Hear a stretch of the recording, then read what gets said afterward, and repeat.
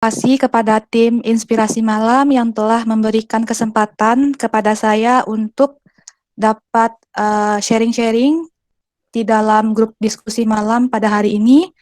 Lalu saya berterima kasih kepada teman-teman saya, ada Kak Citra, Kak Silvina, ada Kak Lulu, dan juga, oh ya itu aja, Anding. Lalu saya berterima kasih juga kepada teman-teman yang telah hadir pada forum diskusi malam di pertemuan kelima pada hari ini. Nih, unmute aja ya. Oke. Nah, di sini yang kita bahas ialah mengenai metode kuantitatif. Nah, metode kuantitatif ini kalau kita ketahui itu bersifat hitung-hitungan ya, bersifat hitung-hitungan. Menurut Oke. Lalu menurut Kasiram, penelitian kuantitatif ini bersifat ini proses menemukan pengetahuan dengan menggunakan data berupa angka. Nah, jadi dapat disimpulkan bahwa penelitian kuantitatif ini penelitian yang bersifat ilmiah dan melibatkan statistik dalam pencarian data. Ada slide share enggak? Materi yang kakak tadi sudah saya share ke operator. Kakak operator boleh di share screen-nya. Nah, ini. Nah, mengapa melakukan penelitian kuantitatif? Di situ dijelaskan bahwa tujuan dari penelitian kuantitatif adalah menentukan hubungan antar variabel dalam sebuah populasi. Nah, desain penelitian kuantitatif ini, kalau di sini dijelaskan dua macam, ada deskriptif dan eksperimen. Kalau kuantitatif deskriptif ini pengukurannya hanya sekali, yang artinya hubungan antara variabel itu diselidiki hanya berlangsung sekali. Lalu kalau eksperimen ini melakukan pengukurannya itu antar variabel yang dilakukan sebelum atau sesudah. Kalau di penelitian pendidikan itu ada namanya pretest kalau sebelum dan post-test itu sesudah. Untuk melihat sebab akibat dari fenomena yang diteliti. Nah, di sini kan hanya disebutkan bahwa penelitian kuantitatif itu ada dua. Ternyata jenis penelitian kuantitatif itu ada beberapa. Yang pertama itu ada ini deskriptif, ada eksperimen, ada kuasi eksperimen, true eksperimen, ada komparatif, ada korelasi, ada survei, ada juga apa ya? Analisis jalur dan ekspos faktor. Namun yang sering dilakukan dalam penelitian kuantitatif ini yaitu tadi deskriptif, eksperimen ataupun korelasi. Lanjut slide selanjutnya.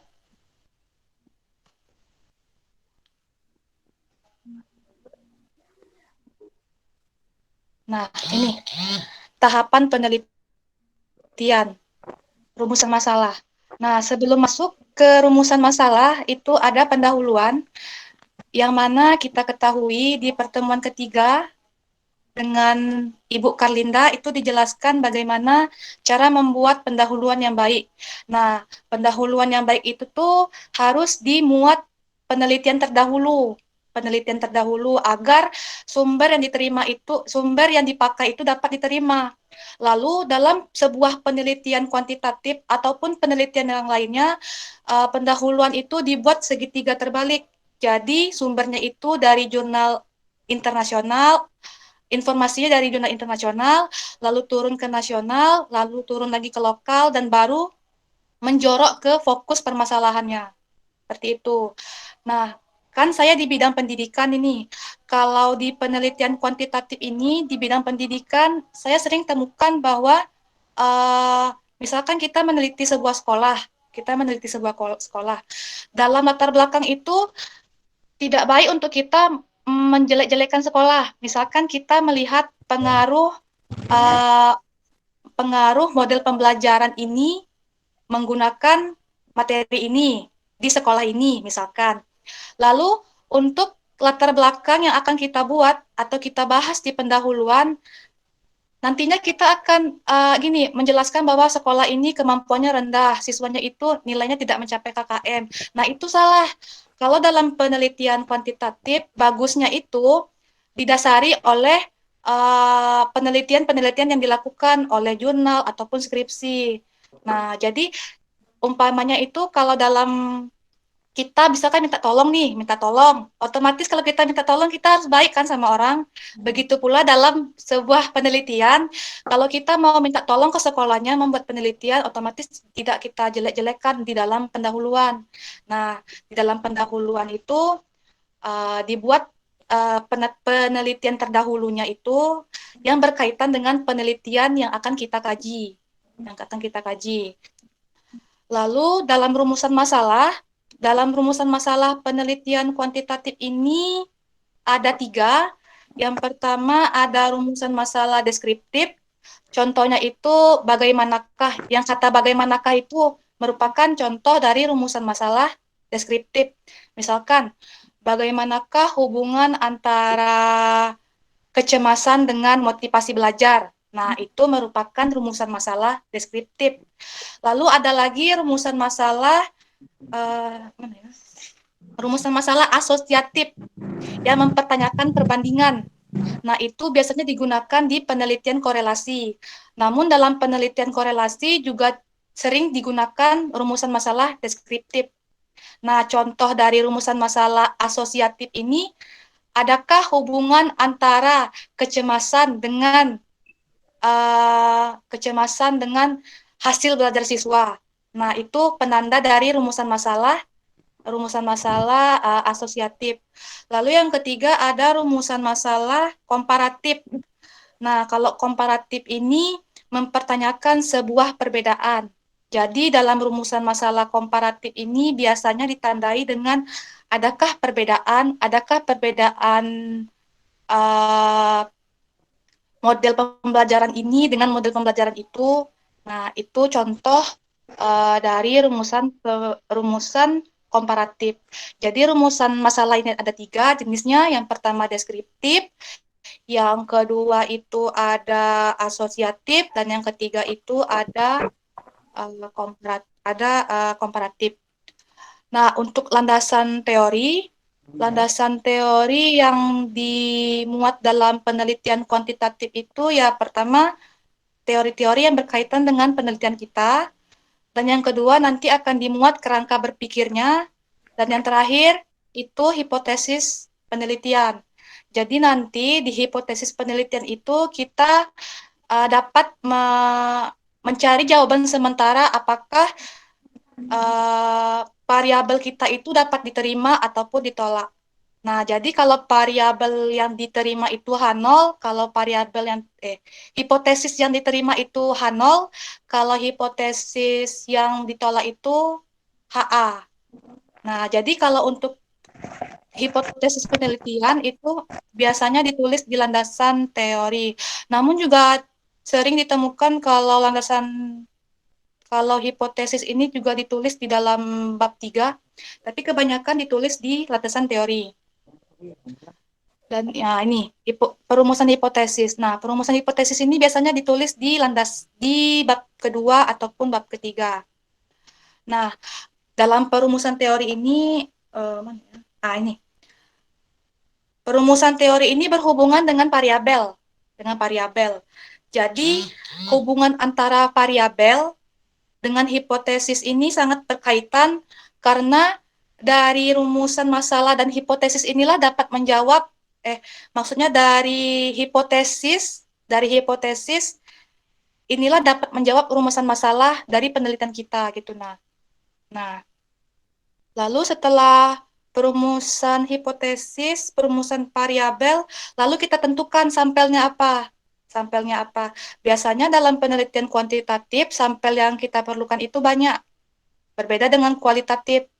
Kualitatif bisa sekitar 3 atau 10, namun kalau kayak penelitian kuantitatif ini lewat dari 100, dan populasinya itu juga besar karena yang dikaji itu lebih besar. Dan juga setelah menentukan sampel, baru kita lakukan pengumpulan data, nih pengembangan instrumen. Instrumen itu dilakukan uji validitas dan uji reliabilitas. Jadi jika telah diuji validitas dan uji reliabilitas dari instrumen tersebut dan layak, baru dapat digunakan dalam sebuah penelitian. Nah, biasanya pengujian instrumen itu dilakukan oleh tim validator. Biasanya validator itu dari dosen.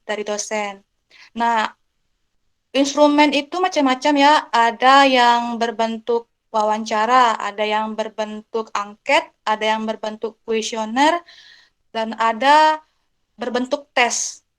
Berbentuk tes. Jadi kalau misalkan contohnya pengaruh, pengaruh pengaruh model pembelajaran mind mapping dalam pembelajaran cerita fantasi.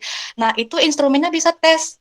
Karena tes tersebut bakal dipergunakan untuk siswa yang dilakukan sebelum menggunakan model dan sesudah menggunakan model di post test dan di pre-test. Lalu ini pengujian instrumen ini kan dilakukan oleh ini tadi validator tadi. Nah, pengujian instrumen ini dilakukan oleh validator. Misalkan kita dalam membuat judul ini, contohnya matematika nih, ada matematika dengan BK misalkan. Berarti kita kalau pengujian instrumennya itu bukan dosen mata kuliah kita, tetapi dosen mata kuliah yang sesuai dengan pengujian instrumen. Contohnya seperti saya ya, saya itu pengujian instrumennya saya materinya materi bahasa Indonesia, tetapi saya melibatkan elektronik. Jadi pengujian instrumennya itu saya saya ujikan ke dosen yang mengerti elektronik dan saya berikan juga kepada dosen yang mengerti bagian bahasa Indonesia. Jadi untuk instrumennya itu nanti jelas karena telah diperiksa oleh pakar-pakarnya. Jadi seperti itu. Lalu setelah pengumpulan data, barulah analisis data. Nah, analisis data ini berupa statistik. Nah, statistik yang sering digunakan di dalam metode kuantitatif ini menggunakan SPSS biasanya, ataupun menggunakan kalkulator, atau juga menggunakan Excel. Lalu setelah dilakukan analisis data, barulah dibuat kesimpulan dan saran. Nah, sebelum kesimpulan dan saran itu dibuatlah pembahasan dari penelitian yang dilakukan tersebut. Nah, untuk kesimpulan dan sarannya ini terletak di bagian terakhir di bab 5. Nah, itu tahapan dari penelitian kuantitatif. Selanjutnya, next. Nah, hasil karya ilmiah. Nah, hasil karya ilmiah metode kuantitatif ini berupa data atau angka-angka. Nah, hasil yang diperoleh ini berupa dokumen, baik dokumen pribadi, peneliti, catatan lapangan, ucapan, tindakan, koresponden, dan analisis ini dilakukan dari awal hingga akhir penelitian. Nah, dalam penelitian kuantitatif ini biasanya yang dilakukan dari awal dan di akhir penelitian, seperti dalam pembuatan latar belakang, tentunya kita perlu wawancara guru atau wawancara koresponden. Nah, itu dilakukan di awal. Berarti instrumen yang kita pakai adalah wawancara. Nah, wawancara tersebut biasanya kalau saya ini menggunakan wawancara dengan pertanyaan terbuka dan pertanyaan tertutup. Nah, kenapa seperti itu? Karena kalau pertanyaan terbuka, jawabannya langsung ketebak. Misalkan, berapa umur kamu? 10 tahun. Sudah ketebak kan? Tapi kalau pertanyaan terbuka, itu pertanyaannya ketika dijawab akan melahirkan pertanyaan baru. Jadi, di dalam sebuah penelitian itu ada baiknya menggunakan di dalam sebuah wawancara itu ada baiknya menggunakan pertanyaan dengan dua jenis, yang tertutup dengan yang terbuka. Jadi dari terbuka itulah pertanyaan yang kita berikan, jawabannya akan melahirkan jawaban yang baru. Nah, seperti itu. Lalu analisis. Nah, ini untuk contoh penelitian kuantitatif, contoh judulnya itu ada beragam. Di sini sudah ada saya list. Nah, ini kuantitatif yang eksperimen semu. Contohnya itu pengaruh penggunaan model mind mapping dalam materi cerita fantasi kelas 7 SMP. Nah, itu merupakan contoh judul dari penelitian kuasi eksperimen atau penelitian eksperimen semu. Lalu ada lagi penelitian korelasi atau hubungan. Nah, contoh dari penelitian korelasi ini, contoh judulnya hubungan motivasi belajar akademik dengan kecemasan dalam menghadapi ujian semester. Nah, korelasi itu contoh judulnya itu hubungan. Jadi kalau ada judul-judul yang hubungan berarti itu merupakan uh, korelasi. Kalau misalkan pengaruh berarti itu masuk ke eksperimen. Lalu ada lagi deskriptif. Deskriptif itu menjelaskan. Contohnya efektivitas penggunaan media kartu kata dalam pembelajaran IPA. Atau penelitian saya dulu waktu S1, kemampuan menulis cerita fantasi dengan model mind mapping kelas 7 SMP tahun ajaran 2017-2018. Nah, itu dalam penelitiannya lebih banyak dijelaskan dan rumusnya itu hanya sedikit yang digunakan. Kalau penelitian kuantitatif deskriptif. Lalu ada lagi penelitian komparatif. Komparatif ini contoh judulnya komparasi hasil belajar siswa yang diajari dengan metode STAD dan metode TGT. Nah, kalau ini saya tidak begitu paham karena komparatif ini menurut saya tidak sering digunakan. Jadi kalau dalam penelitian kuantitatif ini yang lebih sering digunakan itu pengaruh, korelasi, perbedaan, efektivitas. Dan juga dalam penelitian kuantitatif ini biasanya sering digunakan penelitian eksperimen semu, bukan penelitian eksperimen sejati. Next.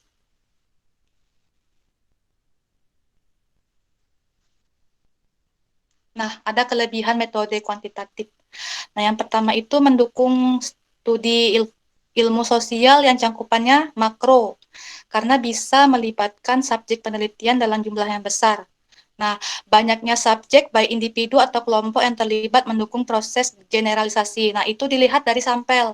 Karena dalam penelitian kuantitatif itu, sampel dan populasinya itu bisa digunakan dalam jumlah yang besar.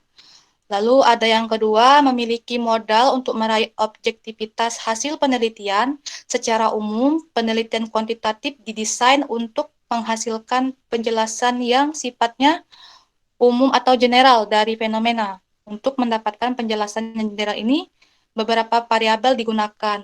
Nah, dalam penelitian kuantitatif ini, ada namanya variabel terikat dengan variabel bebas. Nah, variabel terikat dengan bebas inilah yang digunakan untuk menentukan apakah hipotesis ini dapat menjawab rumusan masalah. Seperti itu. Lalu yang ketiga ada mampu mengaplikasikan angka rata-rata dari suatu perhitungan sehingga desain penelitian bisa direplikasi dan dianalisis relevansinya di tempat yang lain. Nah, itu tadi metode kuantitatif ini cenderung penelitiannya itu menggunakan angka-angka. Kalau penelitian saya itu hanya ini tidak menggunakan SPSS. Perhitungannya sederhana, hanya mencari rata-rata. Rata-rata. Jadi penelitian saya itu pembelajarannya sudah dilakukan oleh guru. Nanti saya lakukan lagi menggunakan metode yang saya pakai. Jadi kalau penelitian saya yang kemampuan ini, yang dengan metode deskriptif ini, cara cara mencari analisis datanya itu nilai dari guru ditambah nilai dari saya, ditambah dibagi dua, ketemu rata-ratanya. Seperti itu. Kalau untuk penelitian kemampuan. Tapi kalau untuk pengaruh, itu perhitungannya menggunakan SPSS dengan menggunakan rumus uji normalitas, uji reliabilitas, ada juga menggunakan rumus produk momen ataupun Chi kuadrat. Seperti itu. Lalu ada melakukan studi perbandingan secara objektif dan potensi bias yang sifatnya personal bisa dihindari dengan cara peneliti menjaga jarak dengan partisipan dan diteliti. Nah, tadi telah disinggung oleh moderator, katanya kalau penelitian kuantitatif ini kelebihannya ini untuk menghindari kata-kata. yang tidak bisa merangkai kata-kata. Iya, saya setuju itu. Karena gini ya, kalau penelitian penelitian kualitatif ini kan lebih ke mendeskripsikan data. Nah, kalau kita tidak kuat berargumen, otomatis data yang kita sampaikan itu kan tidak kuat penjabarannya. Nah, saya sering ketemu itu dengan teman-teman saya yang penelitiannya kualitatif. Nah, itu sering terjebak di ujian skripsi. Mereka tuh kagok-kagok gitu. Nah, mereka tidak bisa apa sih me, menguatkan jawaban mereka itu gitu. Nah, tapi kalau kita menggunakan kuantitatif, itu kan rumusnya udah jelas, jawabannya udah jelas. 5 ya 5, tidak bisa diganti jadi 4 gitu. Itu kelebihan metode kuantitatif. Selanjutnya, metode kuantitatif ini kelebihannya dapat memanipulasi data. Nah, itu sering saya temui. Karena contohnya ini ya, judul pengaruh model mind mapping dalam pembelajaran cerita fantasi. Nah, setiap saya melihat penelitian teman saya, itu nilainya rata-rata sangat signifikan. Yang nilainya pertama 70, ketika menggunakan model ini jadi 90. Padahal penelitiannya hanya 2 minggu. Coba pikirkan, kalau kayak gitu, otomatis siswa-siswa itu kan pintar-pintar. Kalau kalau penerapannya seperti itu gitu. Nah, ternyata setelah saya ikuti mereka yang mengolah data, ternyata itu ditinggikan nilainya gitu. Ditinggikan. Nah, kenapa ditinggikan? Karena dalam penelitian kuantitatif, contohnya di judul pengaruh, itu kalau tidak berpengaruh, itu penelitiannya tidak dapat diterima. Seperti itu. Jadi kalau dalam penelitian pengaruh itu kan ada namanya berpengaruh dan berpengaruh signifikan. Nah, misalkan kalau nilainya yang didapat 70, sedangkan kita gunakan metode ini dapatnya 72, berarti berpengaruh. Tapi dapat diterima tapi tidak dapat dijadikan manfaat teoritis untuk orang-orang yang ini mau mengambil teori di skripsi kita. Seperti itu. Jadi cuma sebagai syarat lulus kalau kata dosen saya ya. Tapi kalau yang signifikan yang dari 70 menjadi 90, nah itu tuh menjadi pengaruh yang signifikan. Nah, seperti itu. Jadi setelah saya lihat penelitian teman saya, biasanya mereka itu melihat penelitiannya yang nilainya tinggi-tinggi. Tinggi-tinggi. Jadi itu patokan mereka untuk membuat sebuah skripsi ataupun tesis ataupun tugas akhir. Lanjut metode kualitatif.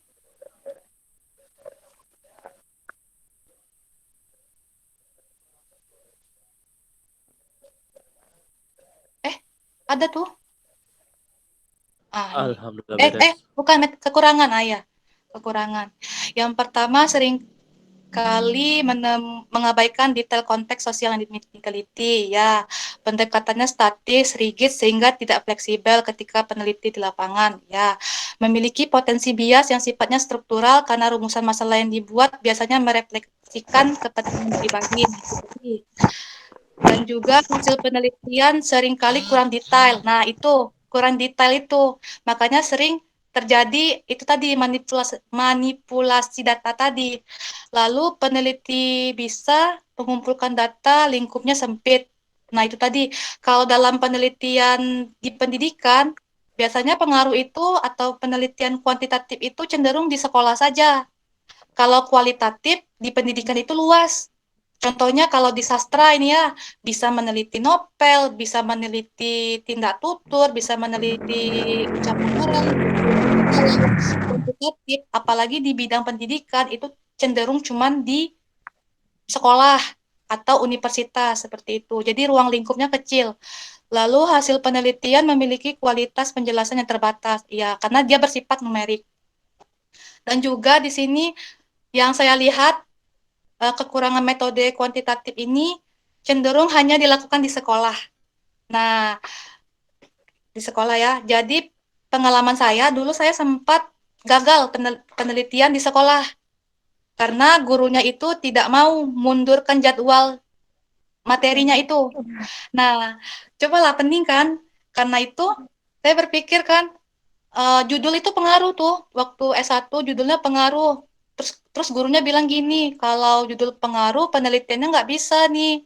cuma 2 minggu. Padahal teman saya cuma seminggu bisa gitu kan. Alasan gurunya aja mungkin kan. Jadi makanya saya ganti penelitian saya kemampuan. Nah itu tadi metode kuantitatif ini cenderung lingkupnya itu hanya di sekolah gitu. Jadi kalau mau menggunakan metode kuantitatif itu harus di apa struktur jadwalnya gitu. Hari ini ke sekolah, hari ini pembuatan ini itu. Nggak bisa kita tuh hari ini aku seminar proposal nih. Minggu depan aku penelitian nggak bisa tuh. Karena kita ke sekolah itu butuh izin dari kampus suratnya, belum lagi dari dinas pendidikan, belum lagi minta izin dari sekolah gitu kan, belum lagi di ACC lagi sama guru sekolahnya. Jadi menurut saya sih kuantitatif ini penelitiannya itu hanya bisa berlangsung di hari itu, di jam itu, di waktu itu. Tetapi untuk pengolahan datanya bisa di kapan saja. Berbeda kualitatif kalau penelitian sastra di bahasa Indonesia ya, saya itu bisa menganalisis novel. Nah, bayangkanlah kalau menganalisis novel itu tengah malam pun bisa gitu. Nah, itu sih kalau kekurangan dan kelebihan dari metode kuantitatif. Ya, itu saja. Ya, baik. Cukupkah Ya, untuk pemaparan materinya? sudah. Oh, Iya, satu lagi. ya, Ini silakan, saya Kak. jadi saya ini kalau untuk penelitian kuantitatif itu tidak begitu pakam ya, karena penelitian saya S1 sama S2 itu agak berbeda. Kalau S1-nya itu deskriptif kuantitatif, kalau S2-nya itu pengembangan. Jadi kalau misalkan nanti ada pertanyaan-pertanyaan yang agak susah atau saya tangkap itu susah gitu, nanti mohon dimaafkan karena basic saya itu tidak begitu pakam di bagian kuantitatif. Tapi kita bisa Ya, sharing-sharing. ya, baik, Kak. Cukup ya? Ya, Ya, baik, Masya Allah. Ya, terima kasih Kak Fioni untuk pemaparan materinya. Berasa kita lagi kuliah di kelas ya, metode penelitian. Ya, mengungkit kembali ingatan pada saat masih kuliah. Ya, jadi ini Kak, saya mau bertanya ya. Tadi di ya. awal disebutkan bahwa di pendahuluan itu kita tidak boleh menjelek-jelekan Uh-uh. sekolah tempat kita meneliti. Jadi Ya. bukankah memang kalau dari situ tidak boleh menjelek-jelekan, bukankah memang dari awal itu kita sudah melakukan namanya manipulasi data? Nah, itu tadi. Makanya saya tuh bingung ya, kenapa orang seperti itu gitu. Nah, di awal tidak menjelek-jelekan tapi manipulasi data. Nah, itu tadi itu merupakan kepentingan diri sendiri gitu. Kalau mereka jujur, pure awal sampai akhir, tidak berhasil penelitiannya gitu. Tapi Oh gini ya, ya, tergantung sih. Karena gini, yang saya lihat itu penelitian teman saya itu kan menggunakan mind mapping. Mind mapping kan kita tahu itu peta pikiran. Kalau peta pikiran itu kan warna-warni kan, bentuk iya. pohon, warna-warni. Nah, ketika saya lihat penelitiannya itu yang beliau pakai itu hanya spidol 2 warna, hitam dan merah, dan beliau coret-coret di papan tulis. Nah, jangankan anak SMP, saya yang kuliah saja tidak mengerti apa yang dia pakai kan. Jadi lagi sih ke orangnya gitu. Nah, kalau misalkan mereka mau jujur, otomatis mereka harus persiapkan gitu metodenya itu seperti apa, waktu pembuatannya seperti apa. Jadi, kayak gitu. Iya, oke. Jadi berkaitan dengan adanya kepentingan pribadi ya, mungkin ingin cepat-cepat lulus. Nah, betul tuh. Ya, kemudian ada satu lagi Kak. Kalau misalnya hipotesisnya, kan tadi ada hipotesis diterima dan hipotesis ditolak. Nah, kalau ditolak gimana Kak? Kalau ditolak, Apakah kita harus membuat judul yang baru lagi, kemudian pindah tempat penelitian lagi, atau seperti apa? enggak sih, kalau saya lihat dari penelitian teman saya, hipotesis itu kan tergantung dari variabel judul. Jadi balik lagi ke ini penelitiannya tadi. Oh, Jadi kita melihat kan gini, hipotesisnya kan misalkan contohnya begini, pengaruh model mind mapping dalam materi cipta fantasi. Hipotesnya itu uh, pengaruh ini dapat diterima, pengaruh ini ditolak. Kalau diterima berarti kan nilainya itu kan tinggi dan modelnya itu dapat diterima oleh orang itu. Jadi balik lagi ke datanya gitu. Kalau hipotesis. Ya, mungkin kalau ditolak berarti ada yang perlu diperbaiki dari variabelnya ya. Iya, tapi ada sih saya ketemui kalau penelitiannya hipotesisnya ditolak.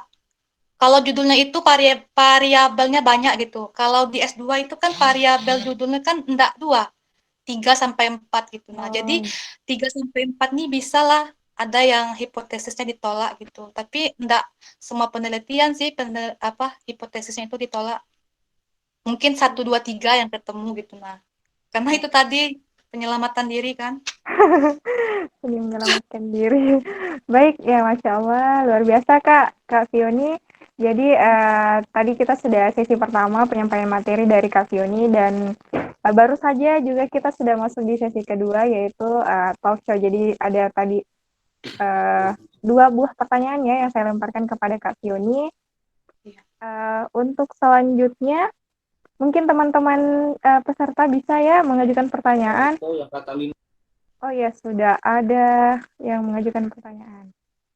Apalagi tadi ada ya, katanya sudah semester 5 tapi belum paham sama sekali apa itu metode penelitian. Oh, iya. Ya, coba saya.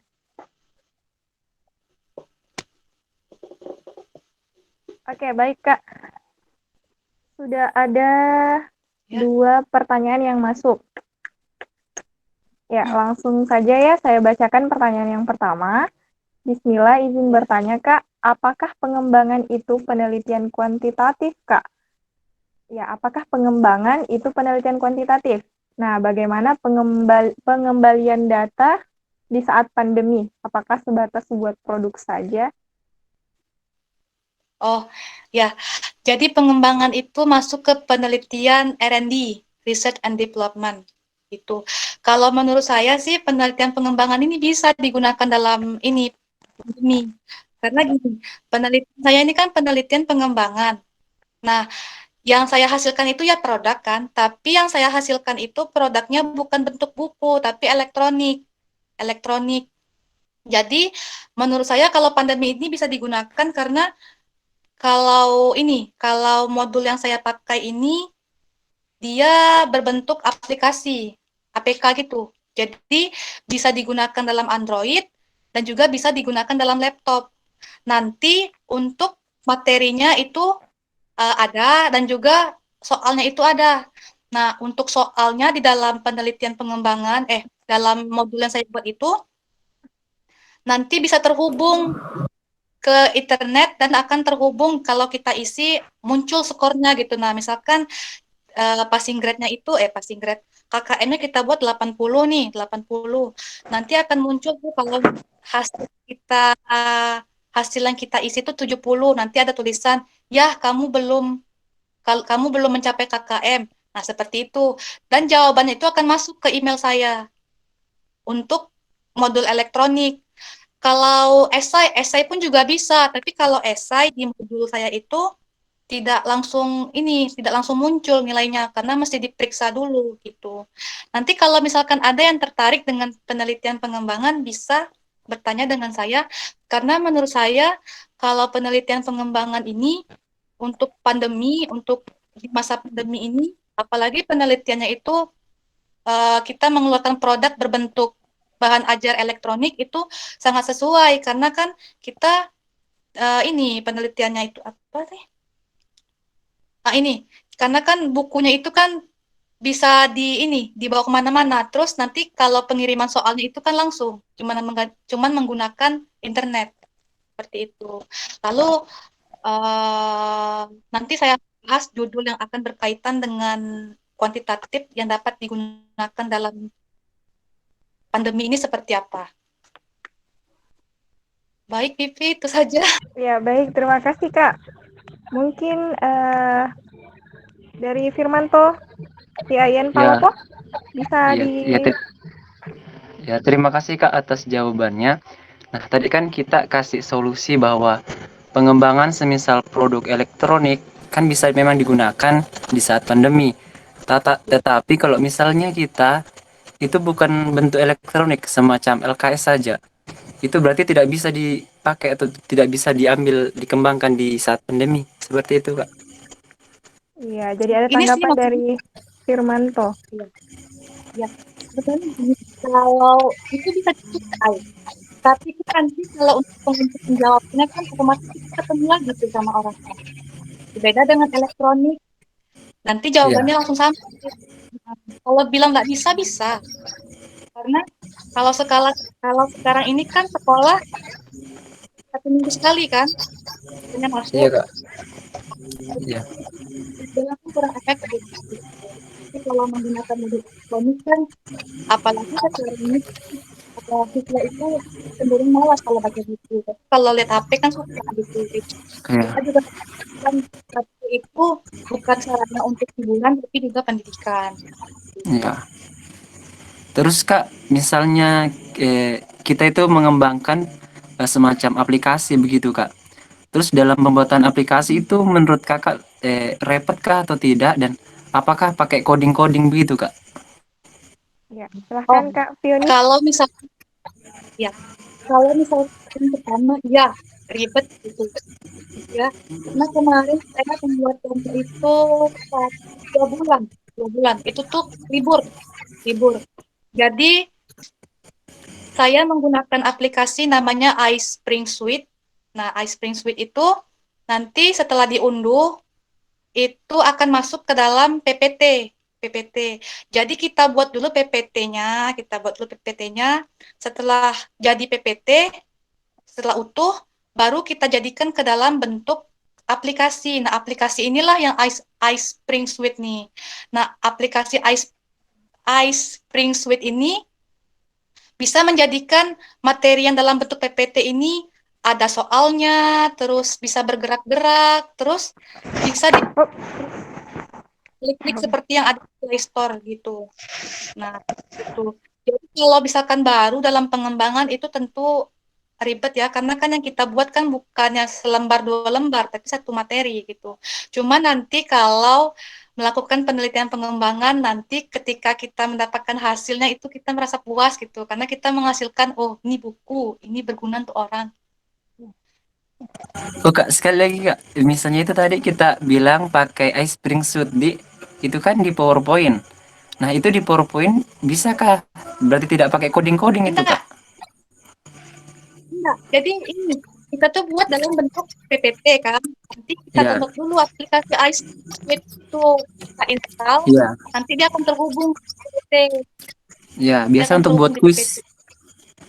Mm-mm. Buat kuis ya kuis. Terus kalau esai juga bisa. Cuma kalau esai itu, apa sih penilaiannya itu tuh nggak bisa kita ukur. Kalau kayak kuis itu kan udah kita patokin nih jawabannya benar ini, jawabannya salah ini. Tapi kalau untuk esai mesti kita ini lagi, koreksi lagi gitu. Iya, ya, terima kasih banyak bagaimana Kak atas Firmanto? jawabannya. Masya Allah, luar Ya, biasa.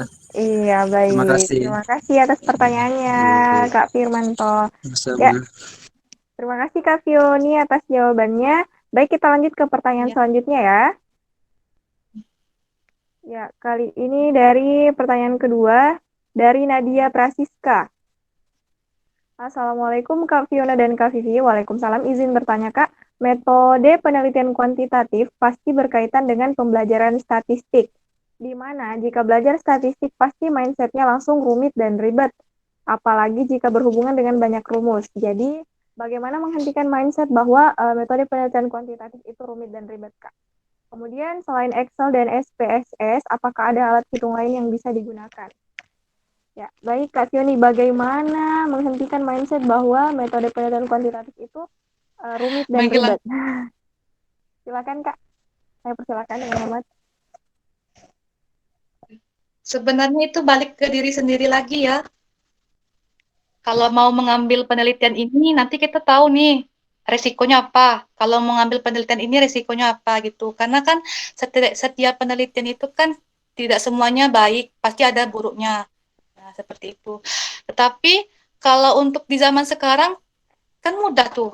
Bisa dilihat tutorial di YouTube untuk SPSS-nya. Kalau menurut saya ya nggak ada alasan tuh kalau mau menghindari perhitungan karena kan kita ngitungnya bukan manual. Kalau di SPSS itu ya nanti kalau mau belajar lihat di YouTube ada itu tuh uji normalitas, uji reliabilitas. Nah, kalau kita sudah tahu tuh rumusnya, kita masukkan saja angkanya itu langsung keluar.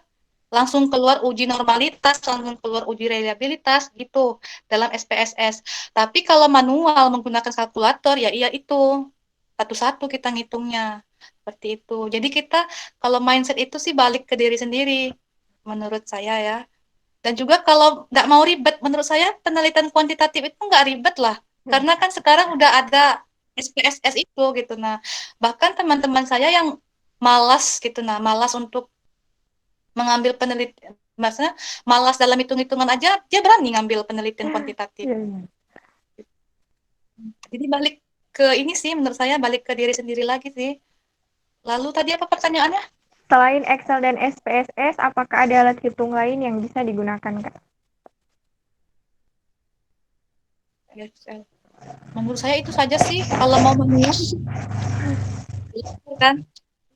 Ya, Saran saya ya, kalau misalkan penelitian kuantitatif ini, misalkan baru semester 5, ada baiknya kita tuh belajar dari kalkulator dulu. Jadi kita tahu dapatnya normalitas itu seperti apa, secara apa sih gamblang gitu. Nah, karena waktu saya kuliah S2 dulu, saya nggak tahu kan cara menggunakan SPSS, dan saya nggak tahu tuh cara mencari judul-judul eksperimen. Jadi dosen itu memang ngajarinnya emang dari awal. Jadi diajarkan menggunakan kalkulator, memang ya ribet sih satu-satu, lalu baru menggunakan SPSS itu. Jadi kalau misalkan yang belum belum ini masih semester 3, masih semester 5, bagusnya itu belajar dari awal. Nanti baru kalau pengaplikasian datanya nggak usah pakai manual, pakai aja tuh SPSS. Seperti itu sih, tapi jawabannya itu tadi nggak ada rasa saya, hanya Excel sama SPSS. ya baik. Terima kasih Kak Fioni. Ya, bagaimana Kak Nadia Prasiska bisa dipahami ya? Baik. Ya, sudah ada beberapa pertanyaan yang masuk lagi Kak. Kita lanjut ke pertanyaan selanjutnya ya. Dari Vira Fajria. Assalamualaikum Kak, aku mau tanya analisis deskriptif kuantitatif itu seperti apa ya contoh dan pengertiannya? Terima kasih. Analisis deskriptif kuantitatif Kak, seperti apa? Silahkan Kak Fioni dijawab. Oh, deskriptif kuantitatif itu dia berhubungan dengan kuantitatif, tapi penjelasannya juga panjang gitu. Kalau judul saya ya ini kemampuan menulis cerita fantasi. Nah, dalam penelitian ini menggunakan deskriptif kuantitatif, kuantitatifnya itu tidak banyak kalau di penelitian saya. Dan juga penjelasannya itu luas. Jadi apa yang kita lihat di lapangan itu kita jelaskan semuanya. Kalau di penelitian saya yang kuantitatif deskriptif. Tapi kalau penelitian lain sih saya kurang tahu. Cuman kalau menurut saya kuantitatif deskriptif itu seperti itu. Jadi apa yang dijelaskan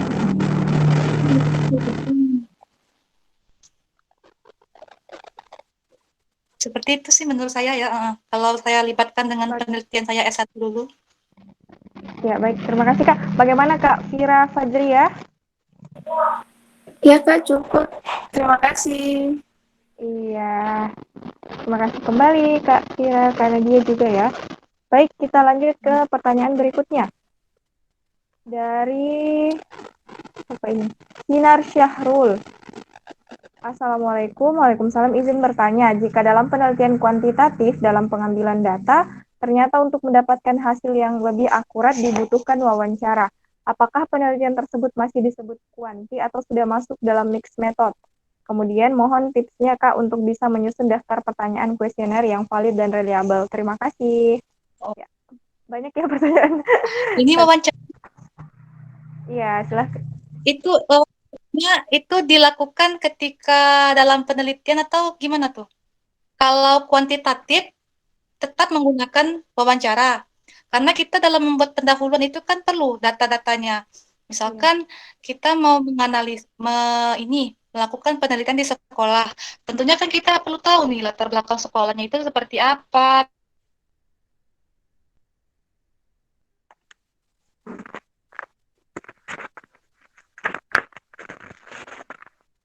melakukan wawancara. Namun wawancara yang dilakukannya itu untuk ini membuat sebuah latar belakang dalam penulisan skripsi ataupun tesis ataupun karya karya karya tulis lainnya. Nah, berbeda dengan kualitatif yang melibatkan wawancara dari awal sampai akhir. Seperti itu. Lalu kalau daftar kuesioner sih sesuaikan dulu dengan judulnya. Judulnya apa? Nah, kalau kita tahu judulnya apa, baru kita buat kuesionernya itu seperti apa. Itu. Kalau misalkan mau buat daftar kuesioner, saya juga tidak tahu sih. Kita tentukan dulu judulnya mau judul apa. Misalkan mau judulnya pengaruh. Nah, nanti baru kita bisa menentukan kalau kuesioner ini seperti apa. Seperti itu.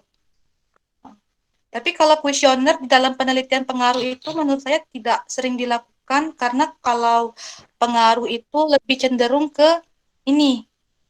Kalau eksperimen ya, lebih cenderung ke tesnya, pretest dengan post test. Kalau kuesioner itu atau angket biasanya berhubungan dengan korelasi. Dan korelasi. Nah, untuk menentukan kuesioner itu kita sesuaikan dengan judulnya yang variabel X dan Y tadi.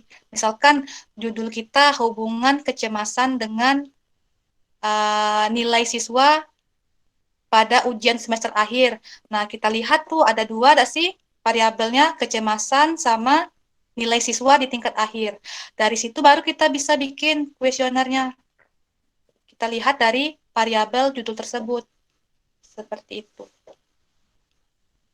Ya, baik. Terima kasih Kak Fioni atas jawabannya. Ya, Kak Sinar, jadi demikian jawabannya ya. Mungkin ada tanggapannya?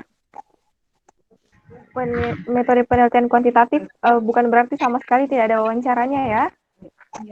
Ya, Masya Allah, terima kasih Kak. Maksud saya di sini, misalnya kita daftar kuesioner itu misalnya pertanyaan tertutup, kemudian setelah dianalisis misalnya contoh judulnya hubungan misalnya, terus mengenai pola asuh misalnya, terus pola asuh yang didapat itu otoriter. Jadi di situ kita mau tahu nih, kok bisa sih otoriter gitu? Apa butuh wawancara atau mending analisis saja kayak cari penelitian terdahulu kayak gitu. Oh gitu. Tergantung sih dari penelitinya. Kalau misalkan mau akurat, sih lebih baik melihat penelitian terdahulu. Kalau menurut saya, karena kalau penelitian terdahulu itu kan udah banyak tuh dilakukan penelitian. Tapi kalau dilakukan wawancara ulang kan kita hanya berpatokan ke satu informan saja, satu koresponden saja. Menurut saya seperti itu kalau kalau mau melihat apa tadi otoritasnya ya. Oh ya. Oke, ya. Kasih banyak Kak. Ya, baik. Terima kasih Sinar dan juga Kak Fioni atas jawabannya. Ya, masih lanjut ke pertanyaan berikutnya ya. Semoga kita masih semangat. Ya, tadi dari pertanyaan dari Sinar. Selanjutnya pertanyaan dari Cahyo Nugroho. Izin bertanya Kak, teman-temanku sebelum pandemi corona banyak menggunakan pengaruh. Tapi setelah pandemi ini banyak yang disarankan beralih ke correlation atau hubungan karena belum bisa penelitian di sekolah. Yang ingin saya tanyakan Kak, apakah penelitian kuantitatif ini bisa fleksibel, bisa diubah kemana saja? Terima kasih. Oh, ya, silakan Kak Fioni. Ya, tadi saya sempat berpikir pasti bakal ada yang ditanyakan mengenai penelitian kuantitatif bisa digunakan tidak dalam pandemi. Nah, ini ya.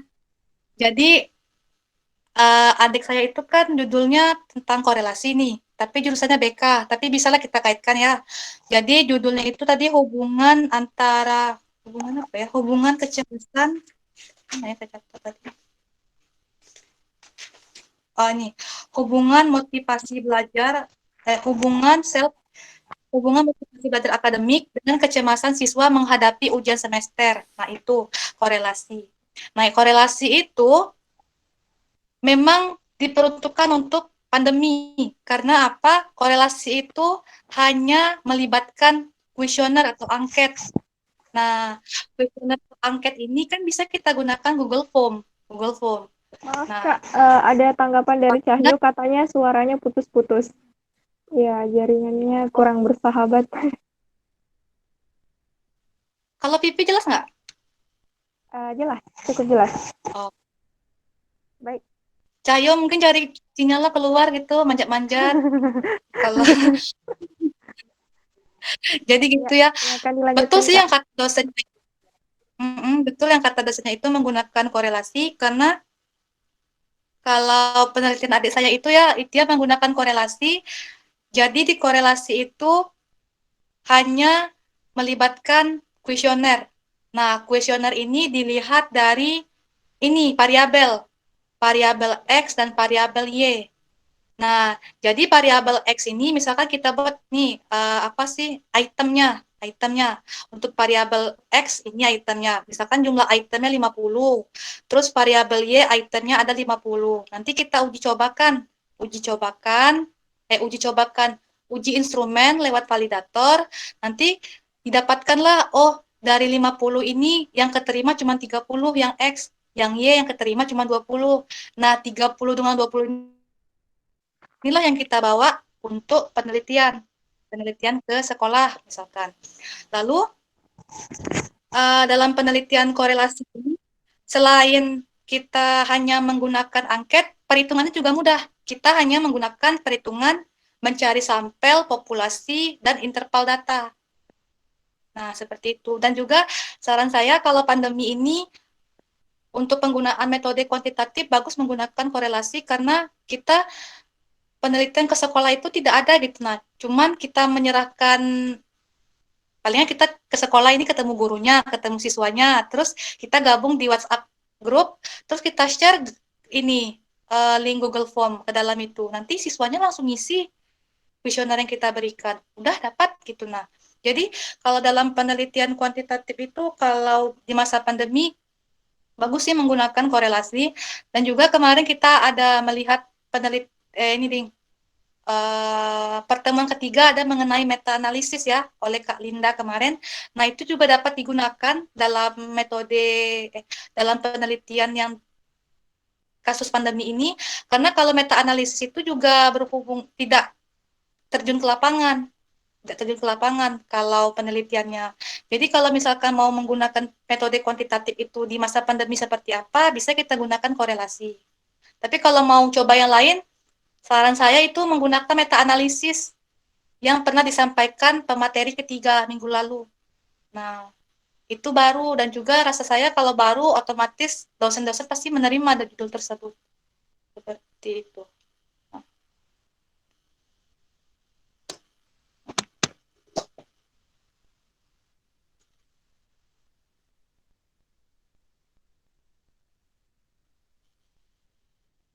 Suaranya.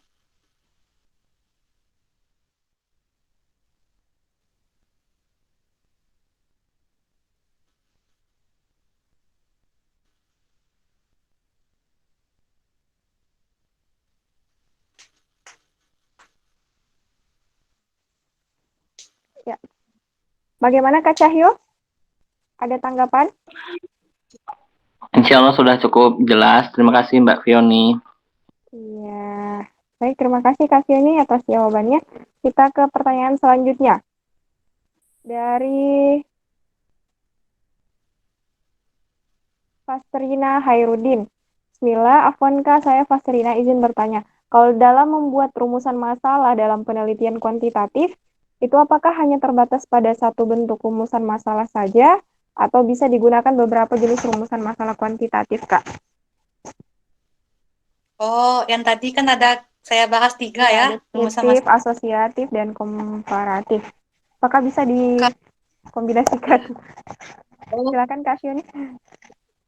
Kalau itu sih kita hanya bisa menggunakan satu. Gini, kalau kita mau menggunakan judulnya korelasi ya berarti kita menggunakan metode apa? Rumusan masalahnya apa? Rumusan masalah ini kan deskriptif atau juga bisa kita menggunakan yang asosiatif. Tapi kalau kita gabungkan itu berarti kan mix tuh. Ini belum sih itu. Tapi kalau dalam rumusan masalah bisa lebih dari satu ya itu pasti bisa. Tapi menurut saya kalau rumusan masalah itu lebih baik sih satu gitu. Nah, tapi yang kita jelaskan itu jelas. Karena yang saya lihat di penelitian-penelitian biasanya itu dibuat sampai 5 rumusan masalah. Tapi titik terangnya nggak ada gitu. Nah, kalau kita menggunakan satu rumusan masalah, misalkan kita menggunakan rumusan masalah metode deskriptif. Nah, menjelaskan.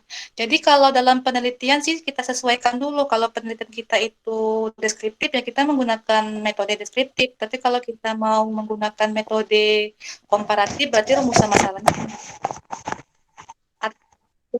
yang lain tapi hanya fokus satu, nggak bisa di mix-mix gitu. Itu menurut saya ya, nggak tahu kalau ada pendapat lain yang mengatakan bisa atau tidak. Tapi yang saya lihat di lapangan biasanya itu hanya menggunakan bentuknya itu satu rumusan masalah. Seperti itu. Ya, baik. Jadi disesuaikan antara judul dan rumusan masalahnya ya. Baik, bagaimana Kak Fastrina? Ada yang mau ditanggapi? Ya, terima kasih Kak atas jawabannya. Tapi kan kemarin saya penelitian pengaruh penggunaan LKPD terhadap pengaruh penggunaan LKPD berbasis discovery terhadap hasil belajar studi kasus materi klasifikasi makhluk hidup. Nah, sementara kan dosennya menyarankan untuk pakai 3 rumusan masalah dan hari ini saya baru tahu kalau ternyata rumusan masalah itu juga banyak sekali jenisnya. Nah, pada saat penelitian itu saya mix tiga-tiganya, Kak. Ada korelasi, deskriptif dan apa tadi asosiatif. Nah, tapi ya itu kembali lagi di kesimpulan itu agak bingung juga. Jadi maksudnya gimana nih Kak? Oh, yang disampaikan dosennya itu tiga buah rumusan masalah atau 3 buah rumusan masalah menggunakan tiga jenis. Iya Kak, yang pertama itu bagaimana pengaruh LKPD terhadap hasil belajar pada kelas eksperimen. Kemudian yang kedua, adakah pengaruh LKPD berbasis discovery pada kelas eksperimen. Kemudian ketiga, tunggu Kak. Kemudian yang ketiga itu Komparatif ya, perbandingan. ya. Perbandingan. Kemudian yang ketiga itu seberapa tinggi peningkatan gitu Kak. Oh, itu ya. Jadi ketiga-tiganya masuk. Tiganya masuk ya. Saya nggak pernah lihat sih, tapi nggak tahu ya, mungkin karena basic saya nggak kuantitatif, tapi yang saya lihat biasanya kalau rumusan masalah itu misalkan 3 itu bagaimanakah semua. Iya. Seperti itu. Nah, biasanya kan yang dilihat, tapi ini mungkin karena eksak ya, ini biologi kan? Kalau biologi, IPA Kak. IPA. Banyak lain. Tapi kalau misalkan dari dosennya seperti itu, mungkin betul, karena gini ya, saya bukan bidangnya di sini, cuman yang saya lihat biasanya dalam penelitian itu kalau deskriptif ya deskriptif tiga-tiganya gitu. Tapi kalau ketiga rumusan masalah itu dapat menjawab semuanya, berarti dapat digunakan rumusan masalah itu. Jadi kembali lagi sih, apakah rumusan masalah itu dapat menjawab penelitian tersebut atau tidak? Ya. Tapi pada umumnya penelitian kualitatif yang lebih bagus memang harusnya pakai 1 ya Kak? Iya, menurut saya sih itu, karena saya kan judulnya pengembangan ini kan, ini penelitian, saya buka dulu ya. Menurut saya sih 1 aja sih, menurut saya 1 aja gitu. Ya nanti ada tuh 2 gitu, nah penelitiannya ada 2, apa sih rumus masalahnya ada 2 gitu, cuma nanti ini 2 rumusan masalah itu ada 2, bagaimana proses pengembangan, bagaimana produk yang dihasilkan. Nah itu kan masuk ke metode deskriptif. Tapi itu penelitian saya yang pengembangan. Kalau misalkan ada ada ketentuannya kalau yang seperti itu boleh, berarti memang boleh gitu. Coba saya lihat yang S1, yang S1 ini. Saya sih seperti itu, Pak Rina. Tapi Oh, kalau misalnya gini ya, kita balik lagi rumusan masalahnya itu dapat tidak menjawab ini penelitiannya itu menjawab pertanyaannya. Kalau rumusan masalahnya itu terjawab, berarti bisa digunakan rumusan masalahnya. Tetapi biasanya rumusan masalah itu tadi balik lagi hanya satu yang digunakan. Tapi kalau misalkan beranak-anak, misalkan ada 1, 2, 3, mungkin iya ada. Ya Kak, ya, cukup. begitu ya, Pastrina. Ya. Terima kasih Kak, sudah tercerahkan. Sama-sama. Udah selesai skripsinya. Sudah Kak, Alhamdulillah. Ya, terima kasih Kak Fioni sudah atas jawabannya. Selanjutnya ke pertanyaan berikutnya dari Anissa Awalia.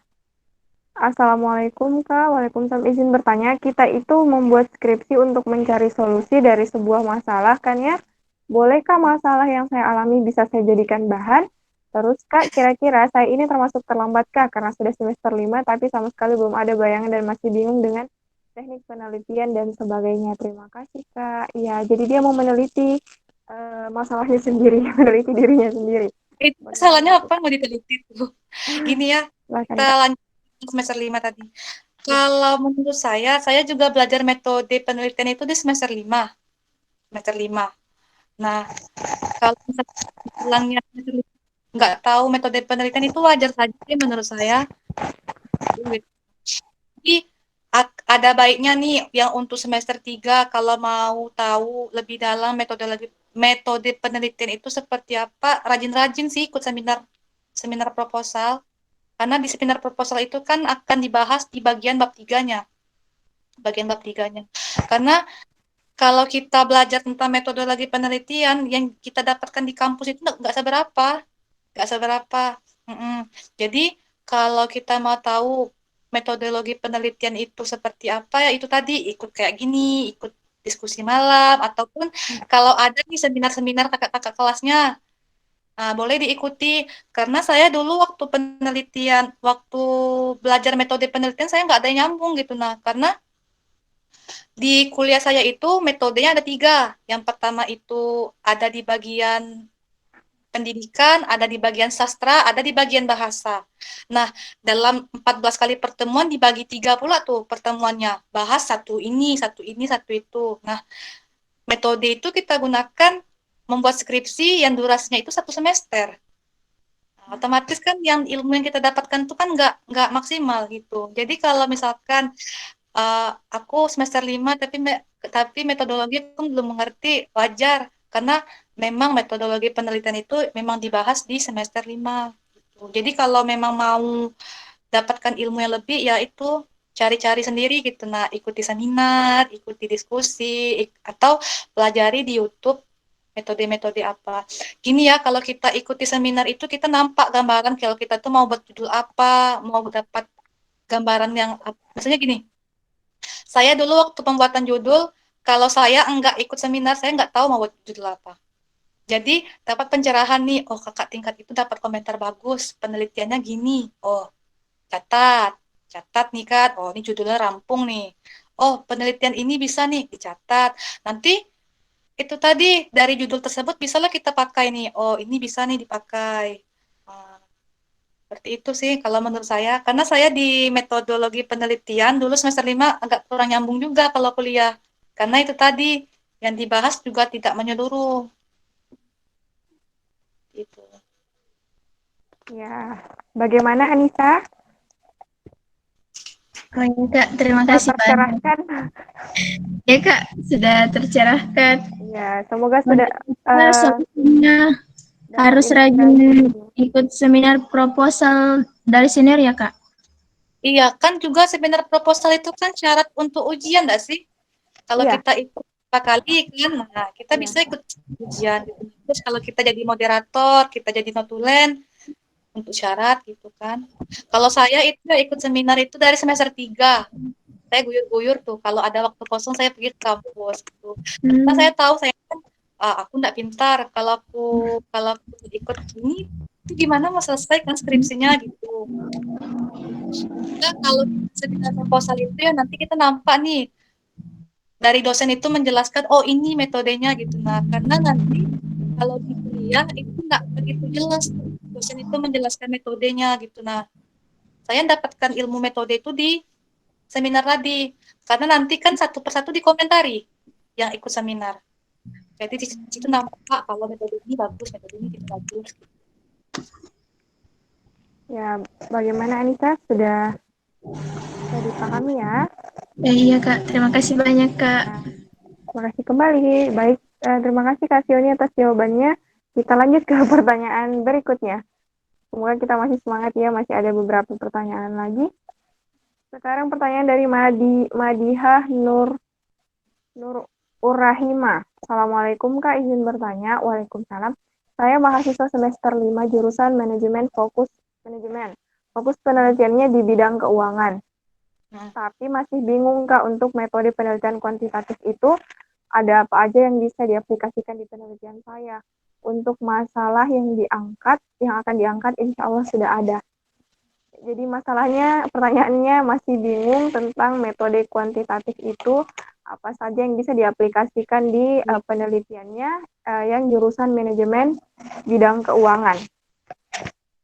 Silahkan Kak Sioni. Keuangan ya. Ya, kalau bidang keuangan itu bisa ke bank juga nggak sih? Bisa ke bank? Iya. Kalau bisa ke bank itu, kalau saran saya itu menggunakan metode ini, eksperimen kuanti.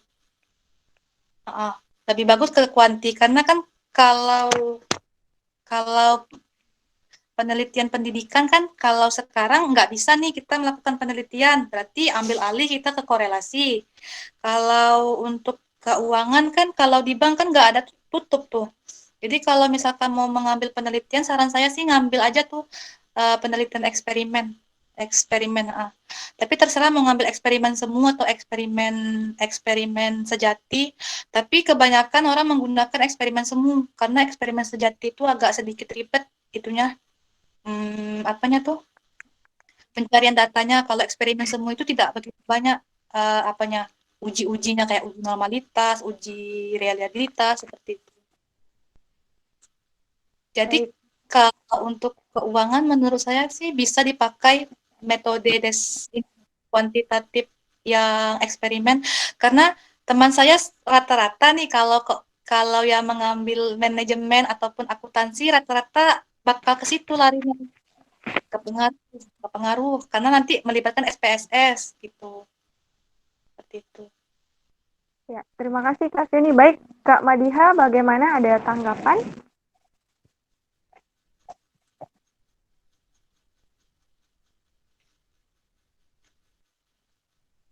Ya, sudah cukup. Baik, terima kasih. Ya, kita lanjut ke pertanyaan berikutnya ya, Kak. Dari Prisi Nusaiba Yulisa. Izin bertanya, Kak, gimana caranya menentukan teknik sampling yang tepat? Lalu bagaimana cara menentukan variabel-variabel apa saja yang akan diukur dari sebuah penelitian kuantitatif? Silahkan Kak Fioni dijawab. Sampel ya. Kalau sampel itu kita sesuaikan dengan judulnya lagi.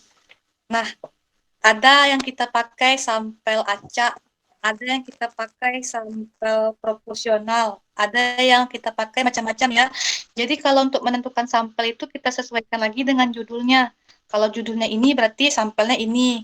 Nah, kalau untuk menentukan sampelnya itu bisa lihat di buku teorinya Sugiono. Di situ ada tuh nanti sampel acak, sampel apa lagi ya? Pokoknya itu kalau sampel itu disesuaikan dengan judulnya. Terus apalagi pertanyaannya Vivi?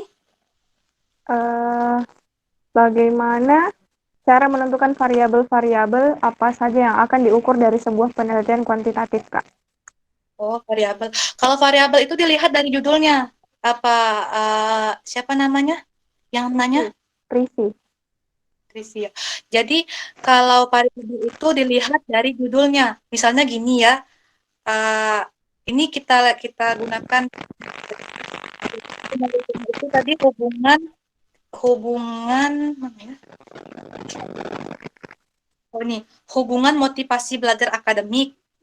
hubungan motivasi belajar akademik dengan kecemasan siswa menghadapi ujian semester.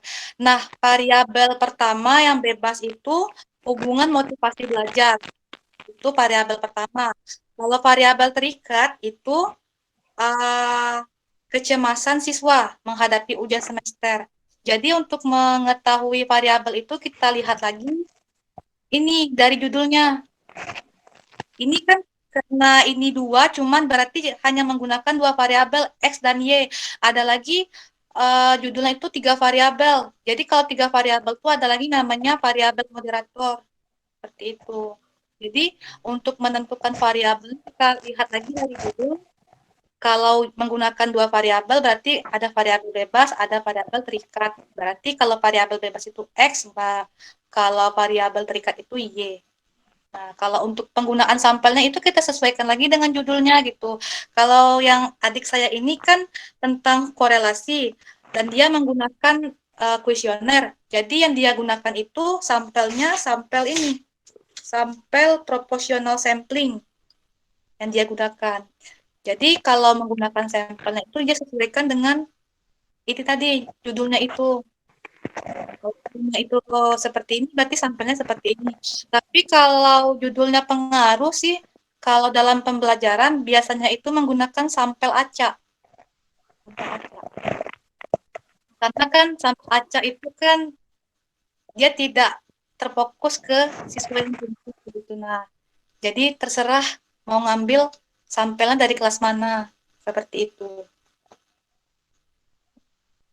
Ya. Baik, Pipi. Ya, terima kasih Kak Yuni. Bagaimana Kak Prisi? Ada tanggapan? Cukup, Kak. Terima kasih. Iya, terima kasih kembali. Baik, pertanyaan selanjutnya Kak ya. Dari Nurul Hamidah. Kak, izin bertanya, ada nggak tips untuk membuat judul penelitian kuantitatif? Karena biasa setelah menentukan permasalahan rumusan masalah dan lain-lain, kita bingung judul seperti apa yang termasuk kuantitatif yang berkaitan dengan judul kita.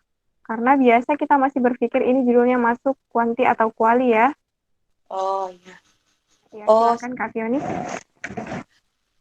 kalau tips sih menurut saya ya, kalau misalkan kita mengambil penelitian kuantitatif, lebih ke cirinya. Kalau mau mengambil eksperimen, kita lihat ada nggak di awalnya pengaruh. Kalau pengaruh atau penggunaan, itu tuh biasanya eksperimen. Eksperimen. Jadi kalau eksperimen itu kuantitatif. Terus kalau misalkan judulnya perbedaan keterampilan membaca ini dengan keterampilan membaca ini. Nah, kalau ada kata perbedaan juga itu masuk ke penelitian kuantitatif.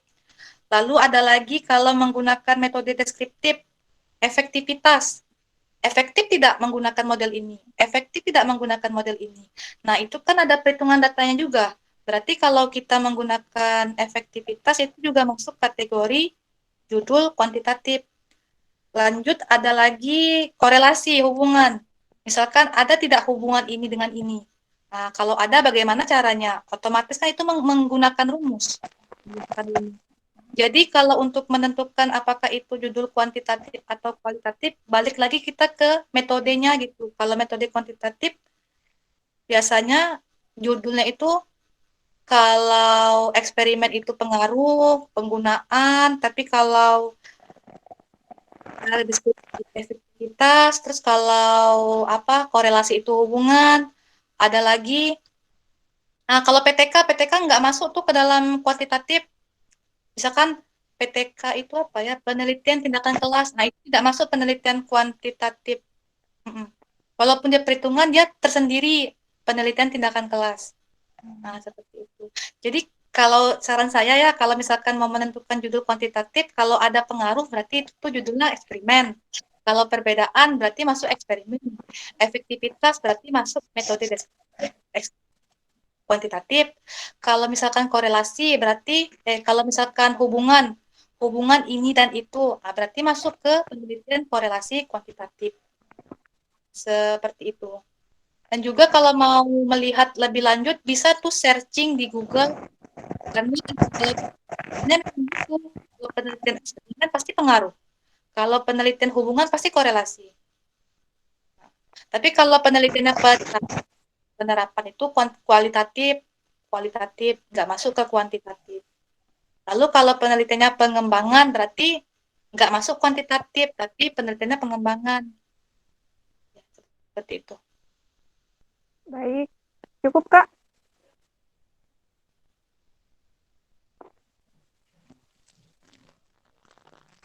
Cukup Kak Fioni? Iya, cukup. Ya, baik. Kak, siapa tadi namanya? Lupa. Kak Nurul Hamidah, ada tanggapan Kak? Iya Kak, sudah cukup. Makasih Kak Fioni. Sama-sama. Ya, baik. Ya, selanjutnya dari Muhammad Fajar. Muhammad Fajar, izin bertanya Kak. Baru Iya, sampai boleh, di Kak. situ. Ya, silahkan Kak Fajar, silahkan. Ya, terima kasih kepada Kak Vivi. Mau nanya nih Kak, kalau kuantitatif itu lebih mudahnya pakai yang primer apa sekunder kayak? Terus apa yang kira-kira ada nggak Kak tips buat ngeyakinin kalau kita tuh lebih baik ke kuantitatif gitu aja sih Kak. Oh Makasih gitu. Kak Vivi Ya, dan Kak Fioni. baik. Primer Baik, dengan Kak Fioni.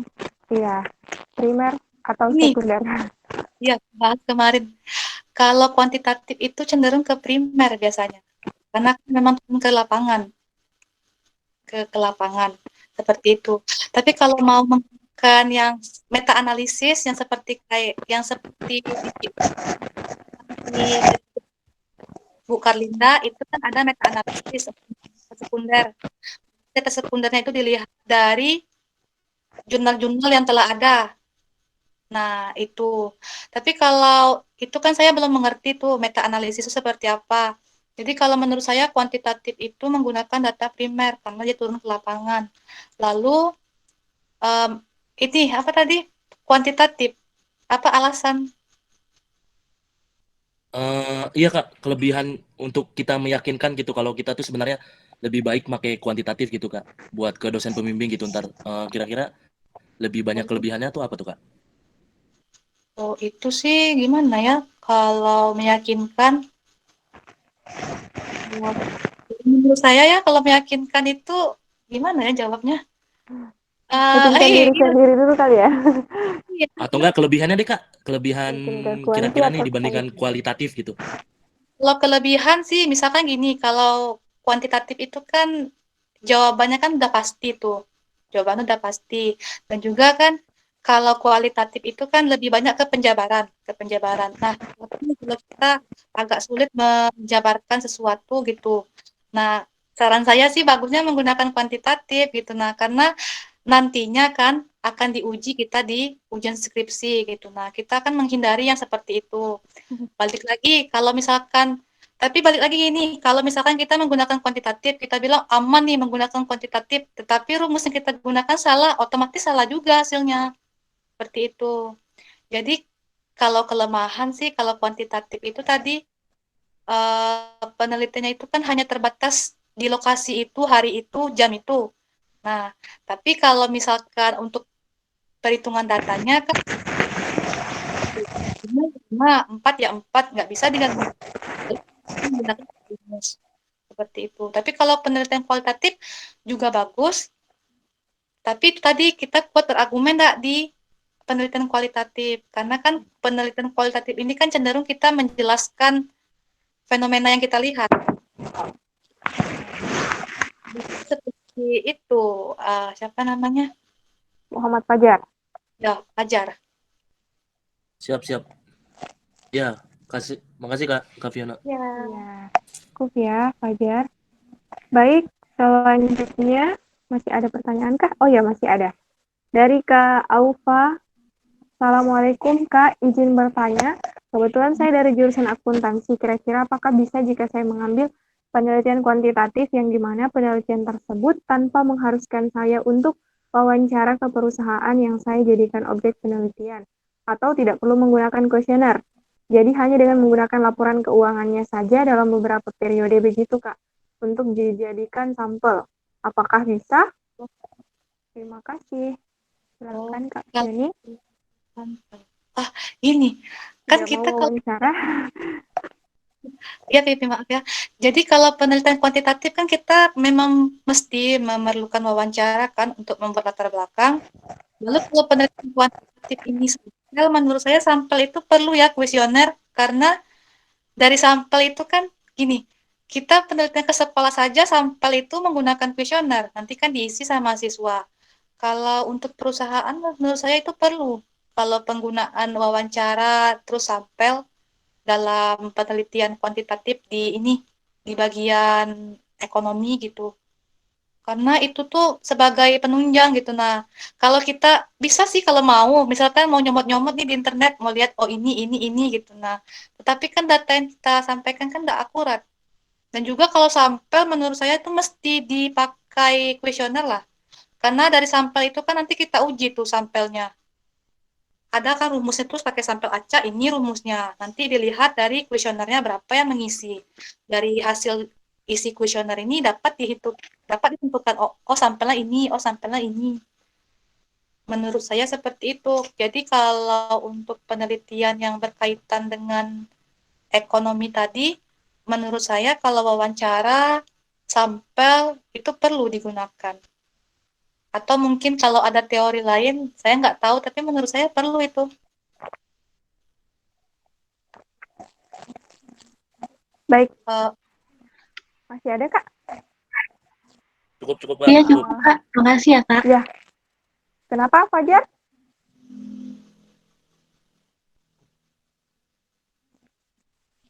Ya, baik. Iya, Kak. Terima kasih Cukup. Alfa dan juga Fajar. Dan juga Kak Fioni untuk jawabannya. Ya, sudah. Ternyata tadi pertanyaan dari Alfa, pertanyaan terakhir. oh, izin Oh pertanyaan. ya, masih ada. Ternyata bukan yang terakhir, masih ada lagi yang masuk. Dari Madiha ya, Kak Madiha kembali bertanya, kalau faktor-faktor yang mempengaruhi itu termasuk kualitatif, bukan? Judul ini untuk penelitian keuangan. Ya, Faktor-faktor yang mempengaruhi, faktor-faktor yang mempengaruhi. Itu masuk ke kualitatif rasa saya. Tapi ada pengaruhnya itu. Faktor-faktor yang mempengaruhi. Enggak, kualitatif menurut saya. Kualitatif. Karena kan kita cuma melihat faktor-faktor apa ya, faktor-faktor apa saja yang mempengaruhi. Seperti itu. Tapi kalau misalkan pengaruh faktor ini dalam ini, mungkin kuantitatif itu.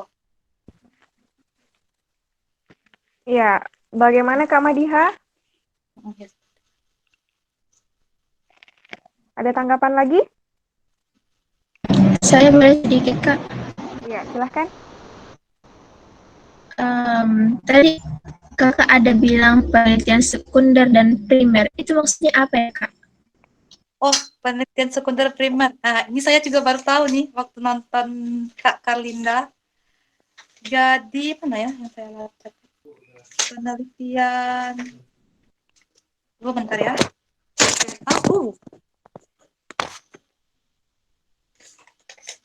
Penelitian sekunder. Mana? Pokoknya penelitian primer nih. Penelitian primer ini penelitian yang dilakukan di lapangan. Nah, itu yang ditanyakan tadi sama Fajar kan. Bisa nggak penelitian kuantitatif itu menggunakan Iya, betul, Kak. Ya, bisa nggak penelitian kuantitatif itu menggunakan penelitian primer ataupun sekunder gitu.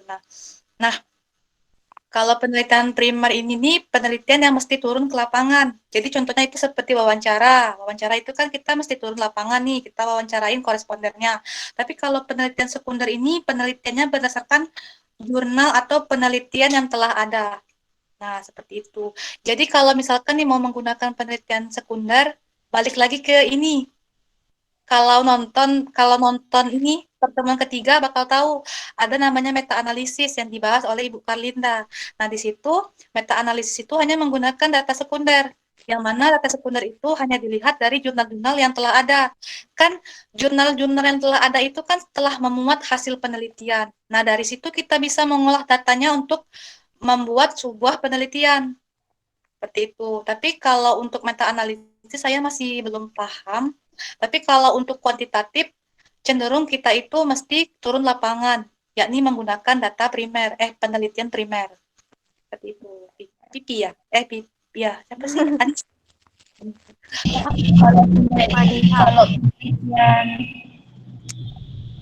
Kalau penelitian sekunder, Kak, berarti So, Tidak boleh cuma pakai jurnal saja, harus turun ke lapangan, Kak. Kalau ini ya, ini yang saya tangkap waktu belajar kemarin ya. Kalau saya tangkapnya itu seperti itu, Anis. Karena di penelitian sekunder itu kan namanya kemarin meta-analisis ya, meta-analisis. Nah, di meta-analisis itu penelitiannya bisa menggunakan data sekunder. Jadi kan dalam jurnal itu kan udah jelas tuh. Jurnal itu kan penelitian kecil-kecilan. Kalau skripsi itu kan dari bab 1 sampai bab 5 udah setebal-tebal ini kan. Tapi kalau jurnal itu kan cuma dia 10 lembar gitu kan. Nah, dalam jurnal itu kan sudah memuat pendahuluan, terus metode, terus pembahasan. Nah, dari situ kita bisa ngambil data untuk membuat sebuah penelitian. Cuman caranya itu saya belum tahu karena itu baru katanya. Nanti kalau tertarik itu penelitian meta-analisis bisa di Japri Ibu Karlinda. Karena beliau mungkin karena masa COVID ini ya, jadi keluarlah terobosan terbaru kan kalau penelitian untuk COVID untuk apa sih? Ya masa-masa COVID ini muncullah penelitian terbaru gitu nah yang memudahkan seperti itu. Ya. Tapi kalau mau penelitiannya ringan, kualitatif bisa. Kalau di bahasa Indonesia, nganalisis, misalkan mau nganalisis tindak kultur debat capres-cawapres, lihat YouTube-nya. Tapi ya datanya yang kita lihat itu memang harus jelas, nggak ada satupun yang kita hilangkan datanya, karena kan yang kita lihat ucapannya gitu. Tapi penelitian seperti itu memang tidak turun lapangan. Turun lapangan, gitu. Baik. Bagaimana Anissa? Tadi Anissa ya? Tadi saya kira. Ya, terima kasih Kak atas pencerahannya. Kemarin dosennya bilang kasih tugas Kak cari judul yang penelitiannya kuantitatif. Jadi sepanjang minggu kemarin saya bingung, belum dapat ide begitu. Jadi malam ini setidaknya ada. Terima kasih Kak atas pencerahannya. Masya Allah. Tercerahkan ya. Baik. Kita lihat masih adakah pertanyaan? Oke, sudah tidak ada. Bagaimana teman-teman? Sudah tidak ada pertanyaan kah? Oh ya, Fajar. Oh iya, Fajar. Kenapa Fajar? Alhamdulillah. Kenapa Fajar? Ya udah Kak, makasih cukup. Oh ya, udah cukup. Baik. Jadi sudah tidak ada pertanyaan lagi ya? Ya, baik. Masya Allah. Terima kasih kami ucapkan kepada Kak Fioni yang sudah meluangkan waktunya untuk kita semua pada malam hari ini atas penjelasannya, jawabannya yang luar biasa. Kami ucapkan banyak terima kasih sekali lagi. Baik, mungkin untuk yang terakhir, Kak Fioni ada closing statement? Oh, apa ya? Yang mau disampaikan? Ya, untuk yang atau skripsi, ada baiknya kita tuh dari sekarang mulai guyur membuat skripsi gitu. Dan juga gini, dalam pembuatan skripsi itu kan kita sering jatuh bangun kan, kadang stuck, malas gitu kan, atau kalau malas ngerjain nih, misalkan kita tunda seminggu, nanti malas, nanti kendor, nanti puyar gitu kan. Nah, jadi saran saya kalau dalam pembuatan skripsi ini perlu kita jadwalkan. Jadi hari ini kita buat skripsi nih, hari ini kita buat skripsi, ya minggu depan kitanya main-main gitu. Jadi kita itu tidak jenuh dalam pembuatan skripsi itu. Seperti itu. Kalau saya ya waktu penelitian itu saya targetkan 1 minggu ini saya mesti ketemu pembimbing, harus ketemu pembimbing. 2 minggu lagi saya mesti ACC. Jadi saya buat target-targetnya gitu. Nah, saya buat lagi plan-plannya gitu. Jadi walaupun itu penelitian kuantitatif, itu tidak akan terkendala. Misalkan orang, ini tidak sih kalau penelitian kuantitatif itu terkendala, gurunya payah, ininya payah, itunya payah. Karena itu tadi, mereka tidak membuat rencana. Seperti itu. Apa tadi ada mind mapping ya? Mind mapping itu peta pikiran. Peta pikiran. Iya, siapa tadi Cahyo ya? Ian, apa sih? Mind mapping itu peta pikiran. Jadi mind mapping itu ini model pembelajaran. Mirip dengan peta konsep. Kalau peta konsep kan cuma misalkan struktur, nanti gini, gini, gini, gini, lurus gitu kan. Tapi kalau peta pikiran itu, misalkan kita buat gambar nih, nanti bergerak-gerak, berwarna-warni gitu, nah menjalar-jalar peta pikiran. Itu peta Ya, pikiran. sudah terjawab lagi ya, Firmanto. Baik, itu Iya. tadi closing statement-nya sudah cukup, Kak? Ya. Ya, baik. Demikian tadi closing statement dari Kak Fioni. Jadi, yang sekarang berada dalam masa penyusunan skripsi, rencanakan ya. Jadi, supaya tidak jenuh, jangan skripsi terus.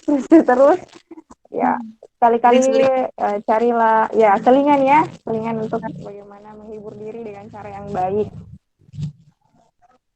Baik, teman-teman peserta diskusi kelima malam ini.